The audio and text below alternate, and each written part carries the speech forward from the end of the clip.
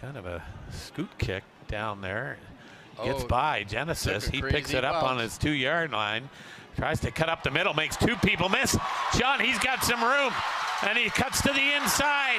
Stiff arms. The Sean Genesis is going to go all the way. Are there any flags? Touchdown, Griffins! Connor, it is your favorite week of the U Sports calendar season, but Panda Game is for later in the week. We have a week that just went by that we have to still discuss.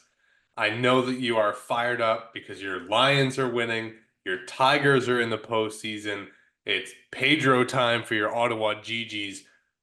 But let's start it off. Western, Queens, and the onslaught that took place at the Western homecoming.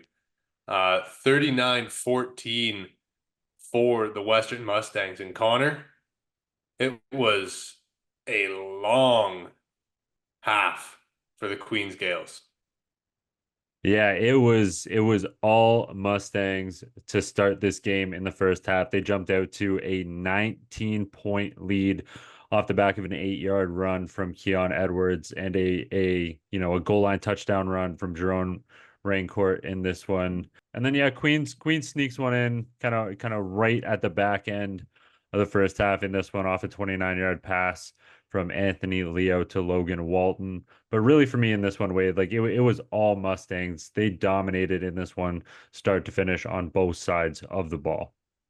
Yeah, and for me, Connor, the domination was really special teams. I mean, you look at the box score for this Western team, and Hillock, he finished with a good completion percentage, but he started very poorly. Dalby seemed to be, and Yazbek seemed to be the guys that really popped a couple runs, but Keon Edwards, for the most part, was held in check. The issue was, Queen's first drive, they're backed up. They snapped the ball over their 6'7" punter's head. You kind of texted me, how the hell do you overshoot a 6'7" punter? Like, that takes some skill. The next one so there's the safety there. The next time they go to punt, I think that was when they gave up like the 50-yard return to Kabongo, and then the third time they went to punt, I believe it was tipped. So it was a very short field for the Western offense to work. And as you look at Western over the last few years, and how do you beat the Western Mustangs? Well, you have to play really buttoned up. If you're going to beat them, you have to beat them mentally as much as you do physically, because this is a team that doesn't usually make mistakes. And they gave you the mistakes. Like Evan Hillock threw the pick early. I think his second pick was later once the game was further out of reach. But the Queens defense was playing well at the start, but getting no love for the special teams. And the offense, obviously, without Alex Vreekin, is going to sputter and not be as strong. That was kind of the antithesis, I guess. Like, this is how you beat Western. Well, this is how you really don't beat Western. And I feel like Queens let it get away from them early with those errors. And when you compound against Western, it's never going to be in your favor. Yeah, at the time of that interception you were talking about early in the game, it was only a 2-0 ball game in favor of the Western Mustangs. So Queens had an opportunity to kind of go down the field and maybe flip the tide of this game early. They didn't quite capitalize on that, and like we talked about, it was all Mustangs. That continued into the second half as they played some pretty good ball. Hillock finding Seth Robertson again. He's just a touchdown machine, it seems, this year. And can't forget about Keanu Yazbek finding the end zone on a 9-yard touchdown run, but a 39-14 victory for those Western Mustangs. Where do you want to go to next? Some great games remaining on the schedule. I want to talk about this Laurier Ottawa game because Connor, as I said to one of my good friends who is a GG's alumni who is not you, the GGs have found some kind of offense outside of Charles Asselin. The only issue was they forgot that their offense is Charles Asselin. They threw the ball well. They moved the ball well. Josh Jansen, 300 freaking yards of offense. Mm-hmm. But Charles Asselin, a combined 16 touches, half of his average for this year. And you know what? Yeah, the run game wasn't there early, but you need to force feed and feature your number one player, especially when Taylor Algersma and the Laurier Golden Hawks are turning the ball over like they have the last couple weeks. Um, Charles Asline needs to be the feature in the offense, and it's great you found a passing attack. It's great that you have Jansen, and quite frankly, we'll talk about this later in the week, but Jansen gives him a pretty good shot to bring home Pedro again. more than Miracle. But Aslay has to be the feature, and when you're leading, heading towards halftime here, uh, it needs to be a okay. We got to keep building with this feature Mm-hmm. instead of, hey, you know what? They scored before the half. Oh wait, they scored again in the third quarter, and then the fourth quarter was just a landslide. Um, I think Ottawa played a really good game. It shows how talented their secondary is that they were able to stay with this really well-oiled machine that is the Golden Hawks offense. But offense is to be desired with the GGs, and every time they seem to have something going, they forget about their best option. Yeah, over 360 yards of total offense for the GGs in this one, but only 70 of those coming on the ground. I think they got Charles Asline involved early. He had the touchdown early in this game to put the GGs on top. But yeah, I'm with you that run game, I guess, I don't know if it kind of got forgotten about, and shout out to Josh Jansen. He did have a great game, but I do think you're right. You need to kind of remember that you've got one of the best running backs in the country in your backfield, and in these types of games, you got to kind of lean on your star players, and Charles Asline certainly is that for this Ottawa GG's offense. Now, defensively in this game too, I thought in the first half they played really good defensive football, especially in the first quarter into the second quarter. In this one, they're down by just 2 points. Laurier's got a 9-7 lead, and here comes TK with a beautiful takeaway for that GG's defense. It led to a field goal here, which put Ottawa up 10-9 on the Laurier Golden Hawks, but Wade, once again, we talked about this. The offense, I guess, just kind of stalled out a little bit, and Laurier starts to take over into the third quarter to end this game, coming away with a 32-20 win. And who is it that puts this game away for the Laurier Golden Hawks? None other than the Jitterbug man. What a play! 80 What a yards, 80 plus player. yards What to a the house. player. 64 yards for Tayshaun Jackson, 80 on the day, like you just said. Connor, to me, this game for Laurier centered around the Ottawa linebacking core and not having that, the last couple of years. Oh, we've got James Peters. Oh, we've got Manny. Like, we have these really talented high-level veterans who have tons of experience, or Max Charbonneau. Like, we don't have that anymore. So how does Laurier attack that? Well, it was a heavy dose of Tanner Nels with 20 carries. And then a lot of the grabs on this team were in that second level window. Kevin Victome led the GGs in tackles, and a lot of it was cleaning up for vertical shots like digs or deep overs that kind of just get plucked in behind those linebackers. And yeah, TK had a great game, and the pick was very nice as well. But when you're just hammering away at that linebacking core with Nelms and Tayshaun comes in for the 4 carries, and the bus or the GRT gets his 4 touches, they wear on you so much. And Elgers was able to be that kind of next level extender where he puts a nice 2-line ball straight past the ear hole of the linebackers, and keeping them in that bind all day where they can't really feed into either ground or pass game.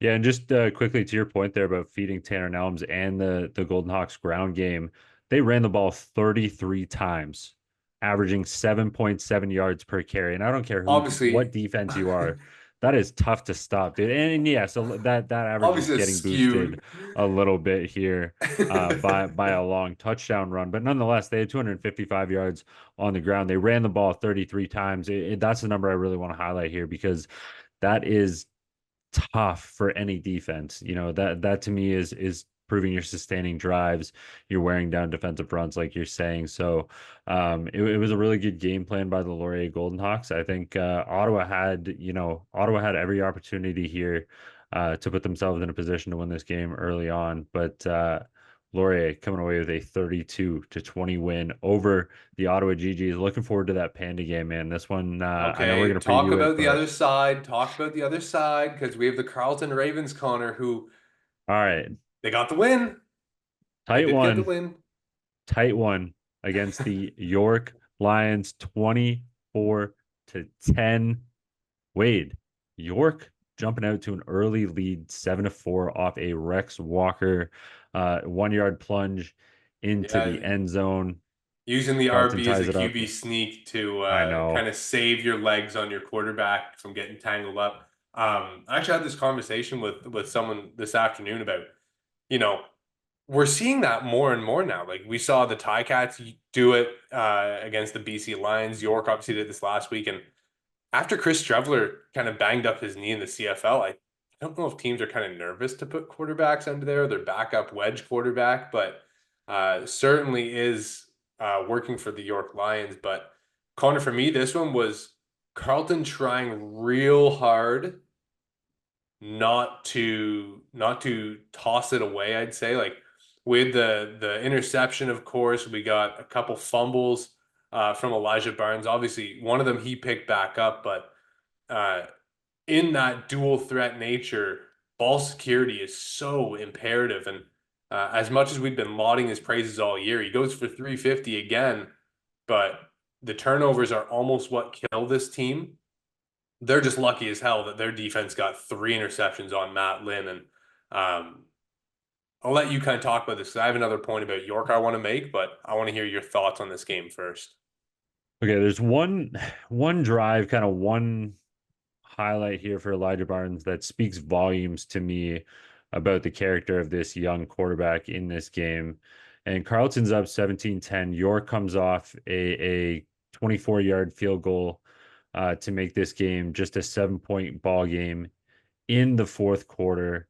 And what does Elijah Barnes do? He goes out cool, calm, collected, starts to drive off with an incomplete pass to Kasim Ferdinand, doesn't let it rattle him, comes back with an 11-yard completion to Tristan Reddy, comes back again and hits a beautiful ball for a 42-yard completion to Reddy again before standing in the pocket, delivering a strike to Kasim Ferdinand and letting his Man, playmaker go make a play for a 22-yard yeah. touchdown to seal this game for the York Lions. Those two plays, that drive to me, really just kind of highlights what Elijah Barnes has been about this year.